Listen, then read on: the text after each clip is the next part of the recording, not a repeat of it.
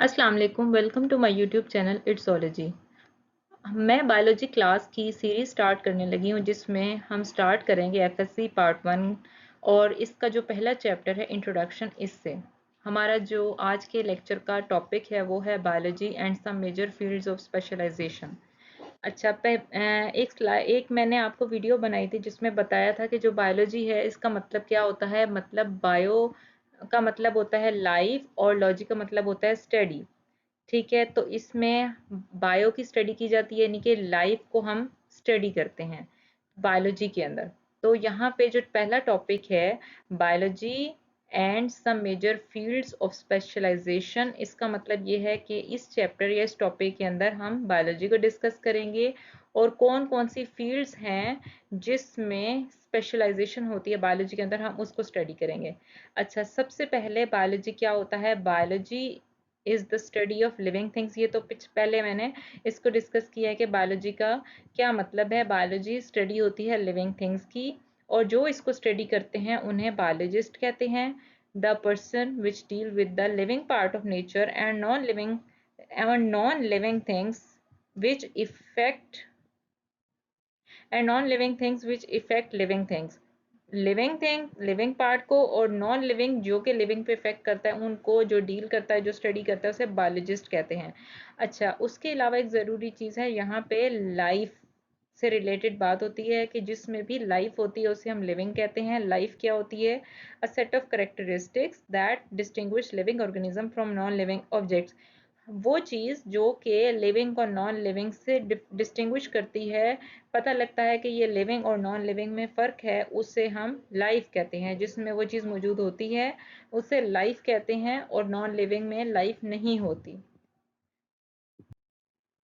अच्छा, अब यहाँ पे मैं आपको बताऊंगी कि लिविंग ऑर्गेनिजम्स जो होते हैं उनके क्या कैरेक्टरिस्टिक्स हैं जिसकी वजह से हम कहते हैं कि ये लिविंग है, और जिनमें भी ये चीज़ें नहीं होती सब उनको नॉन लिविंग कहा जाता है।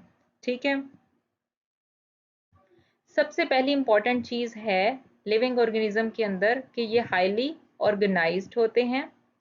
हाईली ऑर्गेनाइज्ड का मतलब ये होता है कि इनकी जो बॉडी होती है वो सुपर ऑर्गेनाइज्ड होती है। कौन से ऑर्गन, कौन से ऑर्गेनिज्म में कहाँ पे किस तरह मौजूद होते हैं, उनका क्या फंक्शन होता है, उनकी क्या प्रॉपर्टीज़ होती हैं, कि क्या बॉडी में सिस्टम्स कैसे चलते हैं, ये बहुत ही सुपर ऑर्गेनाइज्ड होती है। तो इस वजह से हम इन्हें हाईली ऑर्गेनाइज कहते हैं, क्योंकि हर चीज़ स्पेसिफिक जगह पे स्पेसिफिक फंक्शन के लिए मौजूद होती है। इसके अलावा इसका एक इम्पॉर्टेंट करेक्टर है कॉम्प्लेक्स एंटिटीज। जैसे मैंने बताया ये हाईली ऑर्गेनाइज होते हैं, इस तरह से एक कॉम्प्लेक्स एंटिटी भी मौजूद होती है लिविंग ऑर्गेनिज्म के अंदर। इसके बाद है कंपोज्ड ऑफ वन और मोर सेल। इसकी खासियत होती है कि ये एक या एक से ज़्यादा सेल पे मुश्तमिल होते हैं। इसके अलावा कंटेन जेनेटिक प्रोग्राम, इनमें जेनेटिक प्रोग्राम होता है जो कि आगे से फर्दर इनकी जनरेशन में ट्रांसफ़र होता है। फिर उसके अलावा ये कि ये can grow and use energy. इनका ये काम होता है कि ये यूज़ एनर्जी को यूज़ भी करते हैं, एक्वायर भी करते हैं। इनको ज़रूरत होती है अपनी बॉडी की रिक्वायरमेंट्स पूरी करने के लिए। कैरी आउट केमिकल रिएक्शंस, जितने भी केमिकल रिएक्शंस होते हैं इनकी बॉडी में वो मौजूद होते हैं, वो आगे बनते रहते हैं। ज़रूरत होती है जैसे जैसे लिविंग ऑर्गेनिज्म बढ़ता रहता है उसको उन केमिकल रिएक्शंस की ज़रूरत होती है जो कि उसकी बॉडी में हर वक्त होते रहते हैं। मेंटेन इंटरनल इन्वायरमेंट, इनकी खासियत होती है कि अपने इंटरनल इन्वायरमेंट को मेंटेन करते हैं। Grow in size, living organisms हमेशा अपने साइज में ग्रो करते हैं, चाहे वो प्लांट्स हों चाहे वो एनिमल्स हों। प्रोड्यूस ऑफस्प्रिंग, ये खास बात है कि ये अपने ऑफस्प्रिंग्स को प्रोड्यूस करते हैं जिसकी वजह से इनकी जनरेशन बढ़ती है।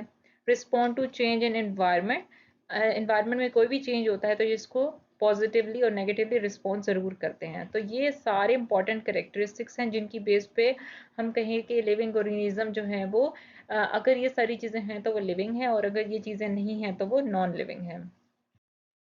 अब कुछ मेजर फील्ड्स को हम डिस्कस करेंगे जो कि बायोलॉजी के अंदर होती हैं, जिन्हें फील्ड्स ऑफ स्पेशलाइजेशन कहते हैं। अच्छा, इसके अंदर सबसे जो पहली है वो है मॉलिक्यूलर बायोलॉजी। अब मॉलिक्यूलर बायोलॉजी का जो वर्ड है वो मॉलिक्यूल से निकला है, और हम इसमें बात करते हैं स्ट्रक्चर ऑफ ऑर्गेनिज्म की, सेल की और ऑर्गेनेली की। और बात किस पे करेंगे, मॉलिक्यूलर लेवल पे, यानी कि एक मॉलिक्यूलर लेवल पे structure of organism, cell organelle की बात करें तो उसमें वो आ जाता है मॉलिक्यूलर बायोलॉजी के अंदर। उसके बाद आता है इन्वायरमेंटल बायोलॉजी। तो नाम से ही इंडिकेटेड है कि ये इन्वायरमेंट से रिलेटेड है। तो study of organism related to their environment, कि किस ऑर्गेनिज्म का इन्वायरमेंट के साथ क्या ताल्लुक है। अगर मछली पानी में रहती है तो उसका पानी के साथ ताल्लुक है, अगर परिंदे हवा में रहते हैं तो उनका हवा के साथ ताल्लुक है। तो ये इन्वायरमेंटल बायोलॉजी के अंदर आ जाता है।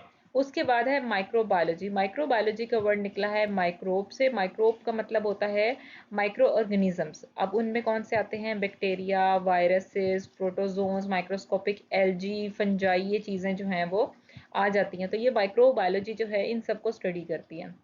अच्छा, नेक्स्ट है फ्रेश वाटर बायोलॉजी। अब फ्रेश वाटर का लफ्ज़ जो है वो निकला है फ्रेश वाटर से। जो भी organism, living organism fresh water में रहते हैं, जैसे कि रिवर, लेक्स, वो सारे जो हैं वो फ्रेश वाटर बायोलॉजी के अंदर स्टडी किए जाते हैं।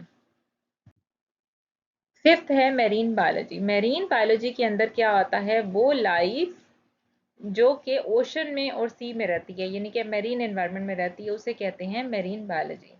उसके बाद आती है पैरासाइटोलॉजी। ये भी बायोलॉजी की फील्ड है स्पेशलाइजेशन की। पैरासाइटोलॉजी, पैरासाइट से निकला है, स्टडी ऑफ पैरासाइट्स। अब इनमें क्या क्या चीज़ों को स्टडी किया जाता है, उनके स्ट्रक्चर को, उनके मोड ऑफ ट्रांसमिशन को, कि वो कैसे ट्रांसमिट होते हैं, उनकी लाइफ हिस्ट्रीज को, होस्ट पैरासाइट रिलेशनशिप को, इन सबको स्टडी किया जाता है पैरासाइटोलॉजी में। नंबर 7 है ह्यूमन बायोलॉजी। ह्यूमन बायोलॉजी जो है उसमें स्पेसिफिकली ह्यूमंस की स्टडी होती है। इसके अलावा है सोशल बायोलॉजी। सोशल बायोलॉजी में क्या होता है, सोशल बिहेवियर और कम्युनल लाइफ जो होती है उसको स्टडी किया जाता है, इसे सोशल बायोलॉजी कहते हैं। अच्छा, लास्ट हमारी फील्ड है बायोटेक्नोलॉजी। बायोटेक्नोलॉजी के अंदर क्या आता है, हम लिविंग ऑर्गेनिजम्स को यूज करते हैं, सिस्टम्स को और प्रोसेसेस को, और उससे हम मैन्युफैक्चर करते हैं सर्विस और इंडस्ट्रीज में, यानी कि हम उनसे मुख्तलिफ चीज़ें बनाते हैं। हम उन टेक्नोलॉजी को यूज़ करके, लिविंग ऑर्गेनिजम्स को यूज़ करके हम नई से नई चीज़ें बनाते हैं एडवांस लेवल पे। उम्मीद है आपको ये लेक्चर बहुत पसंद आया होगा। अगर आपको मेरा लेक्चर पसंद आया है तो इसे लाइक, शेयर करें, और अगर आपको मेरा चैनल पसंद आया है तो आप इसे सब्सक्राइब ज़रूर करें। Thank you so much.